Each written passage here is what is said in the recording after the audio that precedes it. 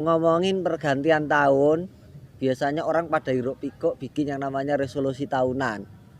Bagaimana itu menurut saya? Kalau saya sih,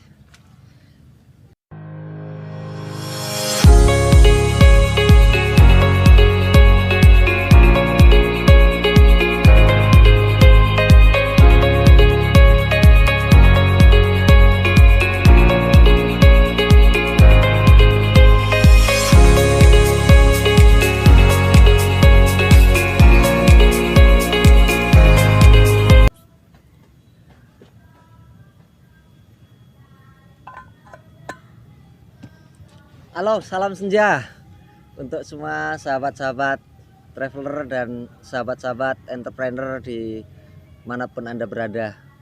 Ini tanggal 1 Januari tahun 2022. Yang pertama, doa saya buat teman-teman semua, moga-moga setahun yang akan datang rezekinya tambah banyak, halangan-halangannya makin sedikit, kehidupannya makin berkah, nyaman, jaringannya makin luas, hidup lebih nikmat dan lebih baik dari tahun yang kemarin. Nah, sekarang lagi kita ada di namanya apa ini? Bukit Lintang Sewu, Delingo, Bantul. Ini nggak jauh sih dari Becici yang dulu pernah dilewati Presiden Obama pada berapa, hampir 10 tahun yang lalu ya, waktu ke Yogyakarta. Semalam kita di sini gitar-gitaran, bakar-bakaran, pesta kembang api bersama teman-teman dari Campervan Jogja Raya yang diinisiasi oleh panglimanya, namanya Pak Didi. Ya, Pak Didi, saya mengenal dunia tenda glamping ini dari dua orang.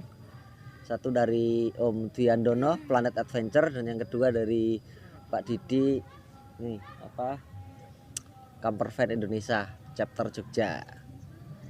Lah, ngomongin pergantian tahun, biasanya orang pada hiruk pikuk bikin yang namanya resolusi tahunan. Bagaimana itu menurut saya? Kalau saya sih termasuk orang yang nggak mengikuti pola atau format atau platform itu. Gak ada resolusi tahunan, karena saya tipe orang yang mengalir. Saya lebih menyukai gini, karena orang Indonesia itu kan orang yang mudah lupa dengan mimpinya atau peristiwa-peristiwa yang berlangsung dalam jangka panjang. Dia lebih cepat lupa dengan hal-hal yang bahkan diucapkan atau dijanjikan dalam tempo lama.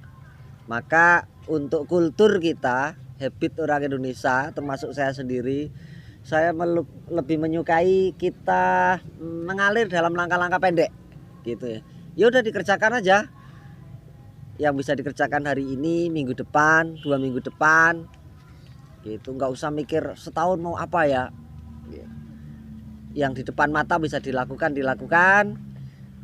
Ada peluang apa yang bisa digarap, ada network baru yang bisa dibangun ya dimasukin, dan di situ kita apa istilahnya tumbuhnya pelan-pelan aja. Kita berproses, mengalir bersama waktu, mengalirnya pelan-pelan, dan sambil melihat segala kemungkinan kita bisa berkembang atau bertumbuh di mana gitu.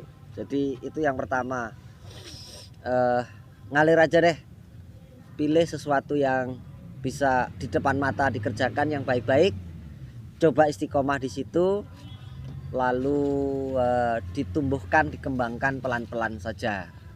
Itu jauh mungkin akan lebih terlihat hasilnya nanti di masa depan. Ya misalnya membuat kebiasaan-kebiasaan yang ditarget aja, singkat-singkat, dikit-dikit. Nantinya kan jadi seperti kata pepatah, pelan-pelan jadi bukit. Oke lah, ini sudah Januari 2022, saya pengen satu hari membaca 2 bab buku misalnya. Itu lebih asik sih sebetulnya daripada oke, saya bulan ini saya mau habisin 2 judul buku. Itu saya kira akan lebih mudah tercapai kalau dengan proses yang 2 judul atau 2 bab tadi, 2 bab atau 20 halaman, 25 halaman, atau 1 bulan kalau itu ditekuni jadi 100 halaman, artinya 1 buku selesai dibaca. Begitu juga yang lagi masih punya hutang banyak, misalnya kemarin punya uang utangnya 100 juta misalnya, sementara karena pandemik ini pemasukan berkurang, bisnis lagi menurun, ya udah nggak usah mimpi tahun depan harus saya lunasin 100 juta. Saya lebih suka kok yang model ya udahlah, hari ini saya bikin 1 kotak, nanti tiap hari masukin aja 100.000, ada 200.000 masukin 200.000, ada 300.000 masukin 300.000. Nah nanti 1 bulan lihat itu 1 kotak isinya berapa, kasihkan sama yang diutangin. Ini bulan ini adanya segini, adanya 10 juta ya kasihkan 10 juta, adanya 5 juta ya kasihkan 5 juta, adanya 3 juta kasihkan 3 juta, adanya 1 juta ya kasihkan bulan ini 1 juta. Tapi tiap bulan konsisten dilakukan terus menerus. Bagi yang ingin menulis buku misalnya, ya sudah tulis saja sehari 2-3 halaman komputer, toh nanti sebulan 3 kali 30 hari ya jadi 100 halaman juga. Begitu juga yang kalau targetnya spiritual, ya udahlah, oke mulai besok saya mau rajin sholat duha, ya udah mau berapa rakaat, 4 rakaat atau 6 rakaat, ditekuni aja tiap hari 6 rakaat, 6 rakaat, 6 rakaat, 6 rakaat. Nggak usah muluk-muluk bikin target-target yang begitu besar pencapaiannya. Saya mengikuti aliran sebaliknya, menumpuk hal-hal kecil tapi ujungnya akan besar juga. Nah, sambil pelan-pelan kita konsisten menambah yang kecil-kecil dan konsisten istiqomah di situ. Tujuannya apa? Ya, dari situlah kalau kita bisa konsisten, saya kira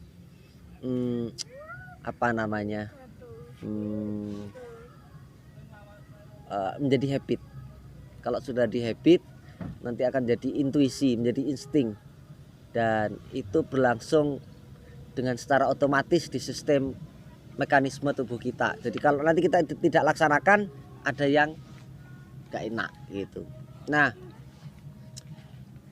yang kedua, kalau itu sudah kita lakukan secara pelan-pelan, sebetulnya itu sudah prestasi sebetulnya. Dan yang paling penting pertama dalam hidup adalah meningkatkan prestasi demi prestasi kita, kecil-kecil ditambah satu demi satu, seperti pepatah tadi, lama-lama toh menjadi bukit. Prestasi yang bagus nantinya akan menciptakan juga yang namanya reputasi. Itu hal kedua yang paling penting kita miliki dalam hidup di dunia ini. Prestasi menciptakan reputasi, prestasi yang banyak akan menciptakan reputasi yang sangat besar juga. Dan reputasi yang besar, reputasi itu apa sih? Semacam citra orang kepada kita. Jadi awalnya memang kita mencitrakan diri kita. Nah, kalau itu positif dan orang menangkapnya sesuai antara ucapan dan kenyataan, orang lain juga akan memberikan pencitraan yang positif kepada kita. Hasilnya adalah reputasi. Reputasi di dalamnya ada apa? Ada yang namanya trust, ada yang namanya kepercayaan. Nah, kalau kita bisa menunjukkan trust itu dan menjadi reputasi di dalamnya, orang akan percaya, bukan 1-2 orang.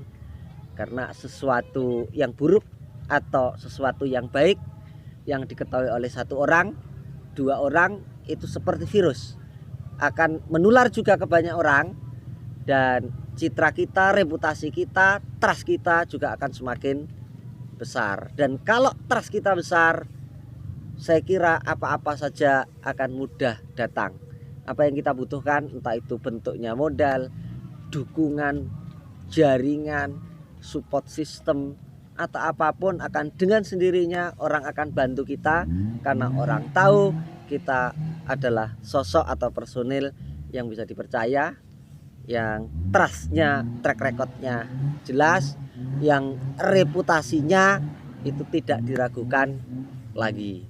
Jadi saya kira kalau saya menganut aliran yang tidak perlu bikin resolusi tahunan, karena di banyak hal seringkali saya melihat resolusi tahunan itu jauh tidak efektif.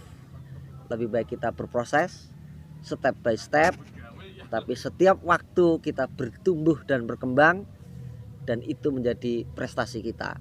Prestasi akan membangun reputasi, dan reputasi yang baik akan membuat kehidupan kita di masa depan jauh akan lebih baik, karena dukungan dari banyak pihak, dukungan dari banyak komunitas, dukungan dari banyak orang, dukungan dari pihak-pihak yang sama sekali kita tidak duga, karena direferensikan oleh teman-teman yang sudah tahu lebih dulu, akan datang secara bertubi-tubi. Saya kira itu saja catatan saya pada tanggal 1 Januari 2022. Moga-moga teman-teman mulai besok sudah bisa membuat